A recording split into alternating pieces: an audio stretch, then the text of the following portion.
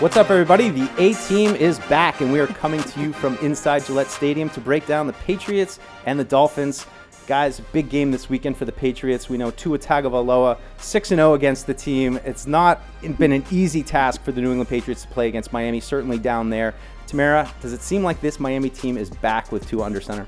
They're definitely back with Tua under center. There's a reason why Tua has the Patriots numbers. When you look at his stats, 50% of his passes are over 20 air yards. And it doesn't help the Patriots when he's throwing to two dynamic receivers like Jaylen, Waddle, and Tyreek Hill. And then when you add in their running backs, 193 yards on the ground against the Patriots in the first matchup earlier this season, that's a problem. This Patriots defense is going to be stressed out, facing a balanced Miami Dolphins offense. And then when you look at what happened last week against the Rams, when Cooper Kupp and Puka Nacua ran all over the Patriots defense, they're going to have a big challenge this week again. Hopefully they can redeem themselves. All right, Evan, you're our X's and O's expert, and look, I already said Tua's carved this Patriots team up. It seems like teams cannot blitz him. You can't really get pressure on him. The ball is coming out quick. It's a really tough defense or offense to defend. How do you see the Patriots approaching it this week? First of all, welcome back, Tamara. Good to have you back on the show. But look, it's a great offense when Tua is under center. There's no doubt about that. And I think he makes the whole thing go, which is why you see when it's Tyler Huntley or it's one of their backup quarterbacks, it's not quite as sharp as it is with Tua. Right now, Tua, again, 5th in the league in EPA per dropback. Their explosive play rate doubles when he's in there versus when it was Tyler Huntley earlier on in the season. So they're just a different operation with him at quarterback. And just from a schematic perspective, what they try to do is they want to stretch you out horizontally. They want to run the ball off tackle, jet sweeps, anything outside the numbers that they can possibly do, and then they're going to funnel the passes back into the middle of the field. So they're going to stretch you out, and then they're going to hit you vertically in the middle of the field. So that's the big problem that they present. And for the most part, teams have had some success playing press man against them. You put maybe two safeties over the top when you have those two guys. But if you can bang these receivers at the line of scrimmage, throw off their timing a little bit, make Tua hold the ball an extra beat, that might be a way to stop them. Let's flip it over to the other side of the ball, guys. And big difference this time around. Drake Maye now in at quarterback. Last time, tough loss here at home for the Patriots with Jacoby Brissett under center. That was the last start of his season.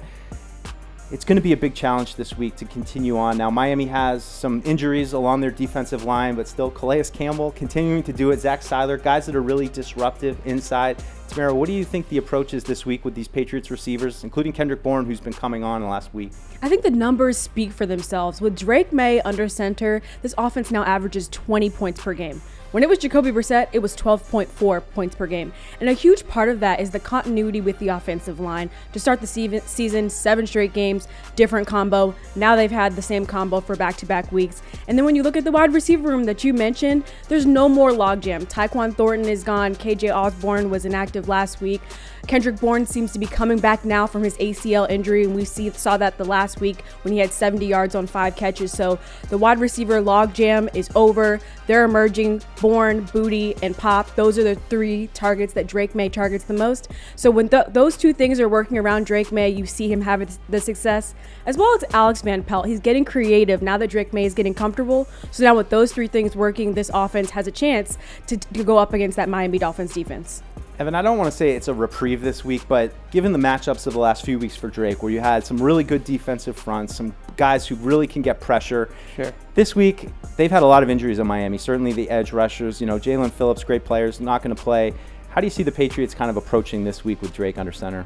Well, I thought they had a really good game plan last week against that Rams defensive front of getting the ball out of his hands quickly and allowing him to tack underneath zones and short routes and things like that. His average air yards per target was 5.4. And I think coming into the league, that wasn't what we expected. Like, we expected this deep ball thrower, off-script improviser. And right now they have him playing in structure from the pocket really, really well and timing things up really well too and playing in rhythm. So I look at this Dolphins defense and I see the same thing that I saw in a lot of ways schematically with the Rams. They're going to want to bring pressure from weird places. They're going to want to drop guys off the line of scrimmage. They do play a lot of zone coverage in Miami, so they don't play a ton of press. They don't play a ton of man.